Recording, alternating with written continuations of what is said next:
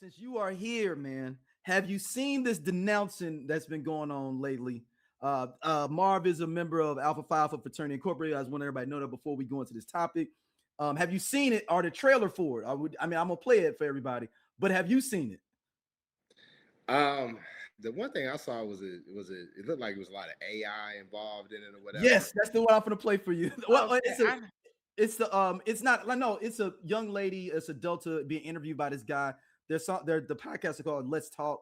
It's not like it's a very religious based podcast, but here's just a snip. This is the snippet trailer that they put out for. okay. Wears the Delta symbol, then her first love is DST. And they make you sing that song. First love? Her first love is DST. Uh-uh. And they make you sing that song at your wedding right after you took your wedding vows. And they're undoing the covenant you just made at the altar. You kneel at the altar, you have your hand on the Bible there, and then you write your name in the book of Delta. And it says that these vows will follow you to the eternal judgment. You are about to take upon yourself vows and covenants in which you will never be able to be freed. In the eternal spirit of truth, pledge my undying love. We say all that. And we say we believe in a spiritual life, but we leave up to the person, the medium, in whichever you want to assert. We say that. This could easily be dispelled. Come out and show the people what you did. I don't want to put the org out. You love them more than God. Tag your pastors, tag the Christian influencers. What say ye? Some people say everybody that's part of these orgs do not do bad things. I am telling you that they're lying. There is a national process. Every person has to do what I am saying to you. The underground is what's optional. It's an initiation. You cannot enter into the organization without doing this. Maybe your chapter didn't haze and hit people. Everybody did the rituals. That's why I started with those first. Wow. When you go into the chapter meetings, you have to light that red and that white candle in the chapter meeting. You can literally go online and watch Aretha Franklin's funeral. You're going to see them walking down with the red candle, the white candle to defend this stuff. Oh no, do not take God's patience and his tolerance with you to mean he's in agreement with you. He is patient because he loves you. Ooh. He is patient because he is telling you to repent. And you think that I'm going to tell you it's cool for this person to do that and that person not to? May the fear of the Lord grip us, because judgment has entered. And in the same way you took it out on God's child, he's taking it out on yours. But why it's only the black organization and it's not the white ones? See, the white ones at least got some sense that when they graduate, you don't see them bring this crap in the church. They still wicked and they need to repent. But we're talking about you, because that white man ain't gonna be standing next to you when you stand before the Lord. You'll repent if they do. But we don't follow them. We don't follow. You sure? Because you need a white man to come out and say it's wrong in order for you to turn? You trying to come against black culture. Since when are white deities black culture anyway? We can't even drink out of a water fountain. You over here learning about Minerva and doing rituals behind the scenes because you want to be in a white organization and show them you could do it better than them. You made up a God in your own image that likes everything that you likes and loves everything that you loves and agrees with you. Let's get into it. All right, Marv, that's the trailer for it. I just can't get with a person that say organization.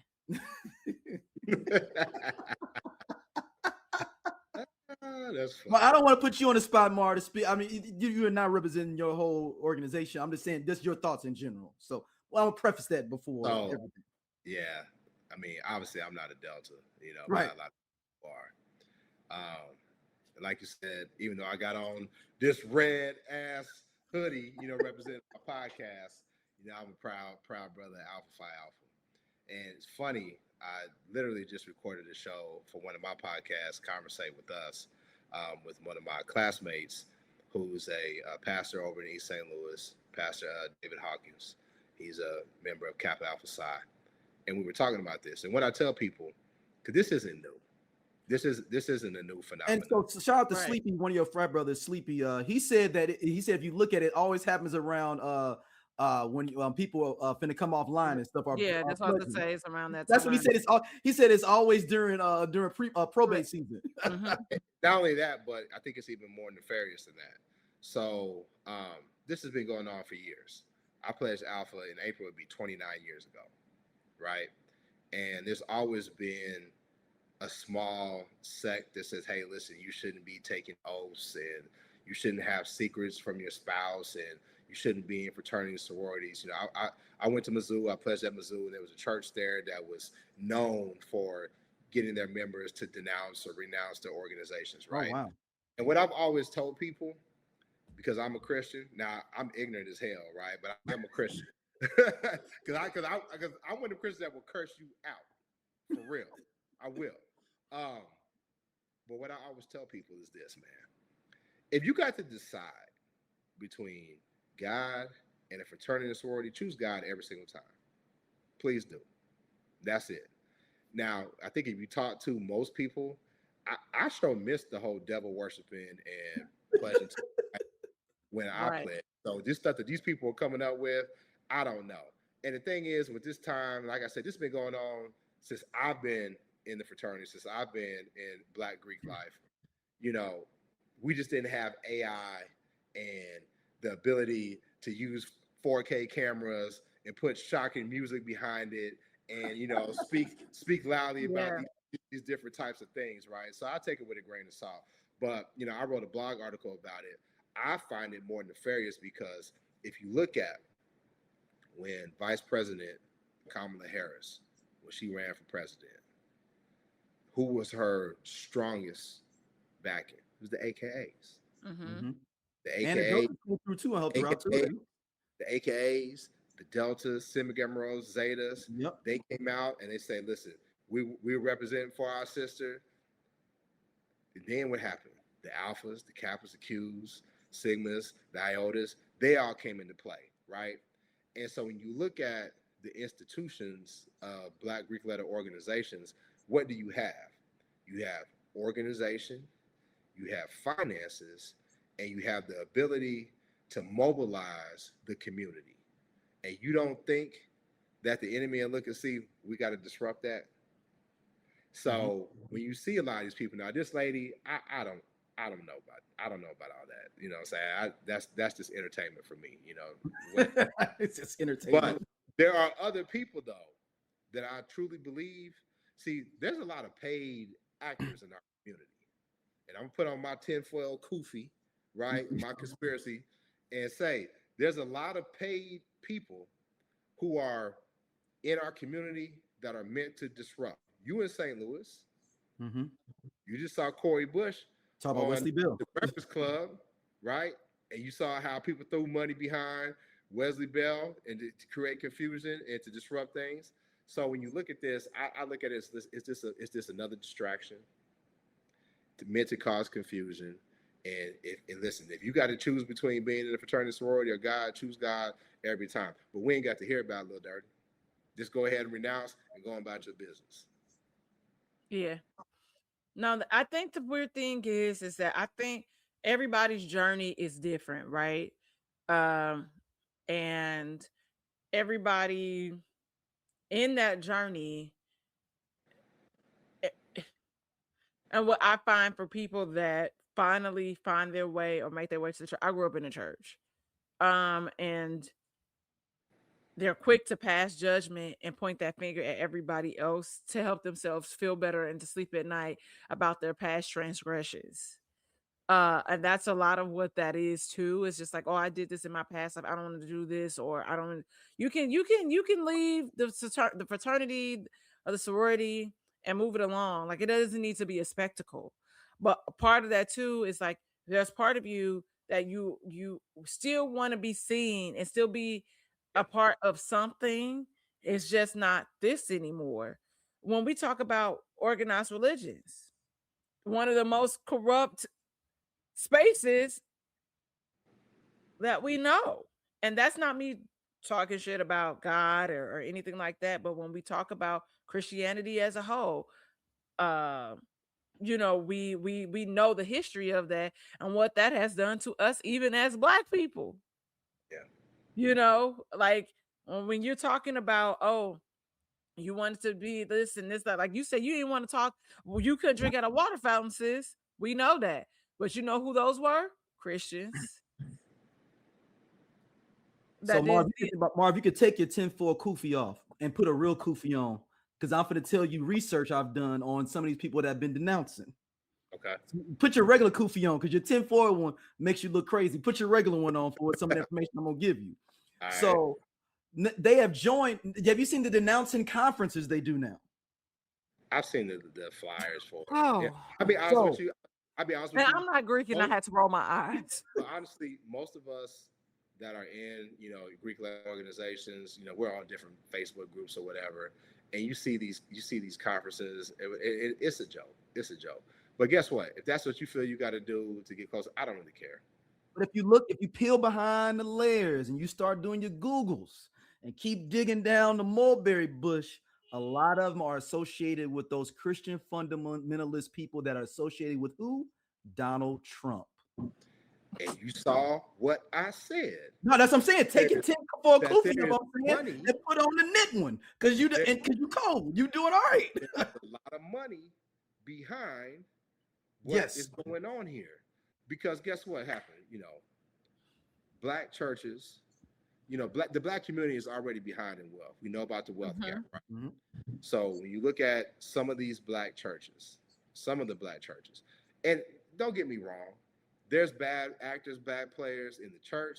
There's bad actors, bad players in Black Greek letter organizations, fraternities and sororities.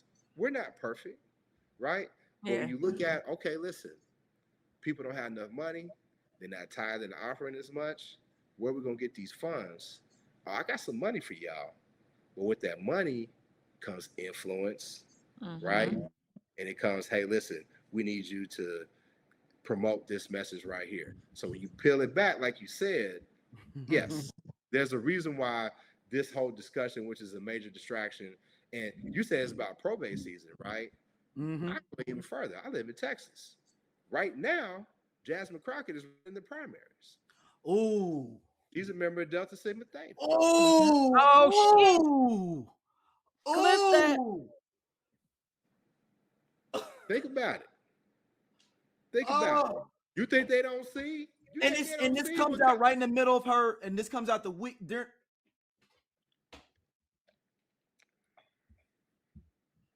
Oh, Marv. Dog. Dang, I didn't even. I mean, it was sitting right there for me to connect. It was sitting right there. Here's the thing, man. We are much stronger when we are together. We have to like the same things. I like the best team in the Premier League. Daryl doesn't. But my team just beat this team. But y'all still number 3. Your team is Manchester, right, Daryl? You already know it. Okay. But Arsenal is the best right now. We're at the top of every league. So, but I'm making a joke. But what I'm saying is, one thing that I hate that people say is black people aren't monolithic. To me, that's dumb. Because guess what? We got a common interest. We got a common cause. That's white supremacy and systemic racism. So you can have whatever belief. You could be involved with whatever organization or whatever. We got a common enemy. We do. So we need to be able to come together and stop talking about these nonsensical stuff. If you don't want to be in the frat no more, go on, man. You think we've had people that denounce? I had a brother that denounced and came back. No, I was telling. I seen a girl I worked with. She had denounced, and then I just happened to see her on Instagram, and I was like, "Is she?"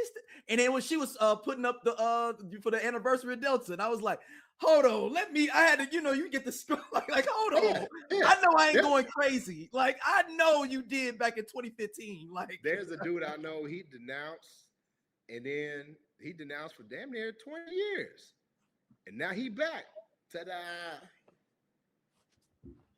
Yeah. And one final thing, though, I think, and it's an overall thing, that me and Dom talked about, is the lowering down of intellectualism in general. Period.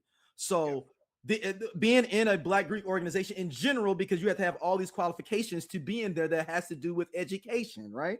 So they want everyone to go get a trade, which is nothing wrong with that, because everyone should not go to college. But I feel they want to dumb down the degree so that everyone goes do something else, so that now the degree, a regular bachelor's, is back to being where it used to be, where it's not many people going to college because everyone's going to these blue collar jobs. So it's up anti-intellectualism as well, of like uneducated populace of not understanding and knowing of like, oh, well, if we can make it not be cool to be in these Black organizations, not even just Black Greek ones, any of them, like being part Yeah. NAACP, Urban League, Oh wait, whatever. NAACP.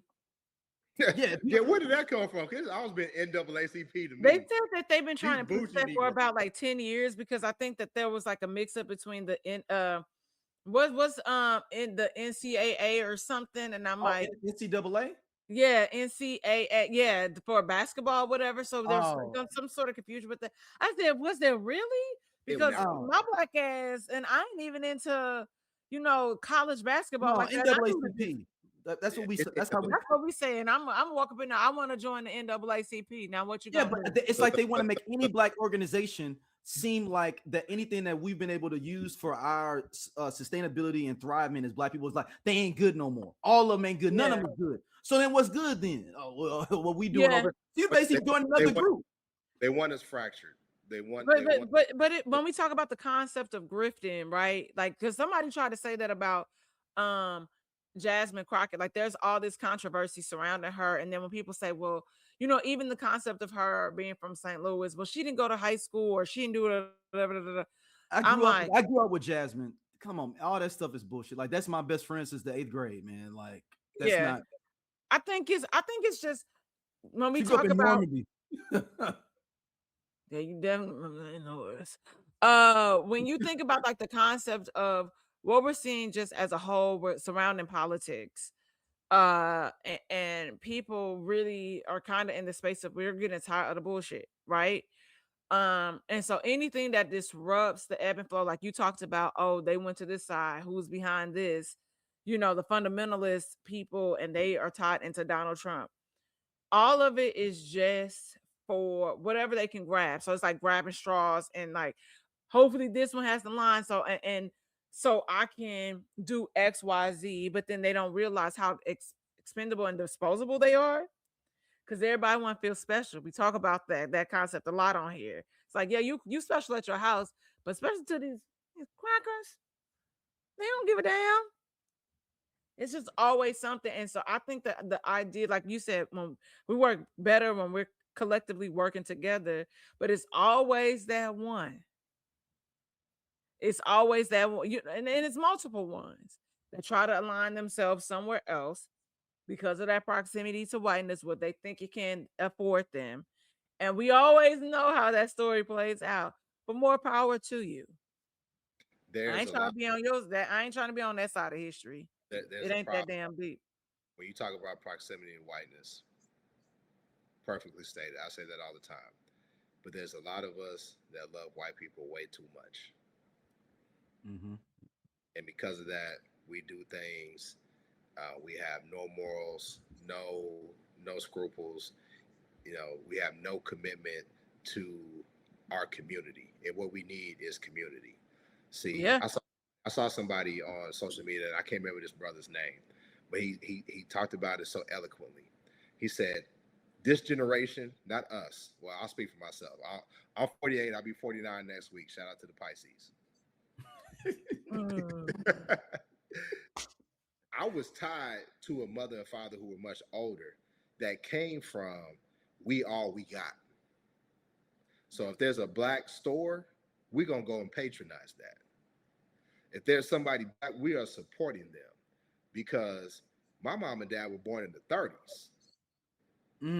They were born, they weren't full citizens when they were born. They couldn't even vote.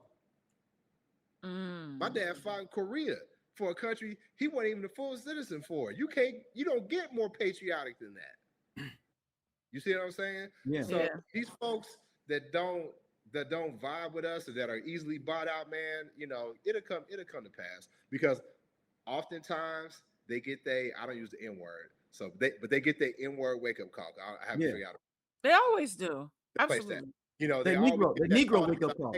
They always get that wake up call to be like, hey, dog, like, yeah, you ain't, but no, you can't come. Hey, y'all, if you like what you see here on Everyone Needs an Aquarius, be sure to hit that button right there. It'll take you to more clips, and be sure to like, subscribe, and share our podcast.